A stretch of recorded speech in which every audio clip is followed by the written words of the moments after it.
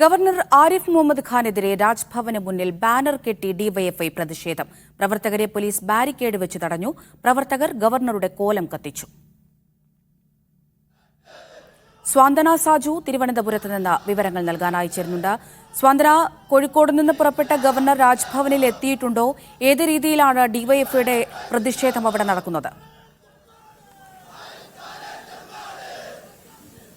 ഫർഷ, ഈ കാലിക്കറ്റ് സർവകലാശാലയിൽ നിന്ന് തുടങ്ങിയ ഗവർണർക്കെതിരെയുള്ള SFIയുടെ സമരം ഇപ്പോൾ സംസ്ഥാനത്തൊട്ടാകെ പടർന്നിരിക്കുന്നു എന്ന് തന്നെ നമുക്ക് ഈ ഒരു സാഹചര്യത്തിൽ പറയാൻ സാധിക്കും. കാരണം ഇപ്പോൾ തിരുവനന്തപുരം തലസ്ഥാനത്ത് രാജ്ഭവന് തൊട്ടടുത്തായി തന്നെ വളരെ വലിയൊരു പ്രതിഷേധം തന്നെ കാഴ്ചവെച്ചിട്ട് ഡിവൈഎഫ്ഐ പ്രവർത്തകർ മടങ്ങിപ്പോകുന്ന കാഴ്ചയാണ് നമ്മൾ ഈ കാണുന്നത്. കുറച്ച് സമയം മുമ്പും നമ്മൾ പറഞ്ഞിരുന്നതാണ്, അവരിവിടെ എത്തി ഗവർണറുടെ കോലം കത്തിച്ചു. വളരെ വലിയൊരു പ്രതിഷേധമാണ് അവരിവിടെ നടത്തിയത്. അതുപോലെ തന്നെ ഈ ബാനർ കെട്ടുകയും ചെയ്തു. കറുത്ത ഒരു ബാനർ ഇവിടെ സംഘി ചാൻസലർ ക്വിറ്റ് കേരള എന്ന് പറയുന്ന ഒരു കറുത്ത ബാനറും ഇവിടെ സ്ഥാപിച്ചതിന് ശേഷമാണ് പോയത്. നമുക്ക് ഈ ദൃശ്യങ്ങൾ കാണുകയാണെങ്കിൽ ഇവിടുന്ന് ഒരു 300 മീറ്റർ മാത്രം അകലെയാണ് ഈ രാജ്ഭവൻ ഉള്ളത്. അപ്പോൾ ഗവർണർ ഈ വഴി കടന്നു പോകുമ്പോൾ കാണത്തക്ക രീതിയിൽ തന്നെയാണ് ഈ ഒരു ബാനർ ഇവിടെ സ്ഥാപിച്ചിരിക്കുന്നത്. കഴിഞ്ഞ ദിവസം കോഴിക്കോട് സർവകലാശാലയിൽ വന്നപ്പോൾ തനിക്കെതിരെ കെട്ടിയിരിക്കുന്ന ബാനറുകൾ അഴിക്കണമെന്ന് ഗവർണർ ആവശ്യപ്പെടുന്ന ഒരു സാഹചര്യം ഉണ്ടായിരുന്നു. അതിനുശേഷം ആ ബാനറുകളെല്ലാം മാറ്റി. പക്ഷേ എന്നിരുന്നാലും അതിനെതിരെ ഒരു സമരം എന്നോണമാണ് ഇന്ന് SFI പ്രവർത്തകർ കേരളത്തിലെ സർവകലാശാല, കാലിക്കറ്റ് സർവകലാശാല മാത്രമല്ല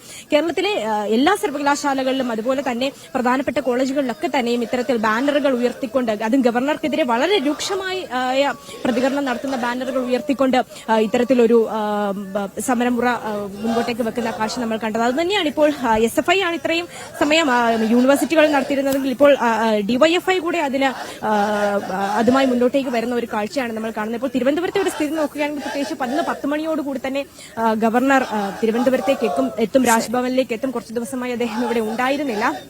അപ്പോൾ നമ്മൾ കോഴിക്കോട് കുറച്ച് സമയം മുമ്പ് കണ്ടതിന് സമാനമായ രീതിയിലുള്ള സമരം ഇവിടെയും, അല്ലെങ്കിൽ അദ്ദേഹത്തിനെതിരെ ഒരു പ്രതിഷേധം ഇവിടെയും ഉണ്ടാകാൻ സാധ്യതയുണ്ട്. പ്രത്യേകിച്ച് അദ്ദേഹം എയർപോർട്ടിൽ നിന്ന് രാജ്ഭവനിലേക്ക് വരുന്ന വഴിയൊക്കെ തന്നെയും അദ്ദേഹത്തെ തടയാനുള്ളൊരു സാധ്യതയുണ്ട്.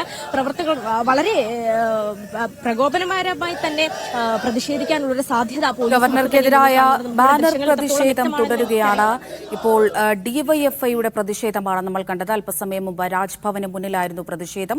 അവർ ഗവർണറുടെ കോലം കത്തിക്കുകയുണ്ടായി. ഒപ്പം ഒരു കറുത്ത ബാനർ കൂടി രാജ്ഭവന് മുന്നിൽ തൂക്കിയിട്ടുണ്ട്. വിവരങ്ങളാണ് സ്വാന്തന സാജു നൽകിയത്.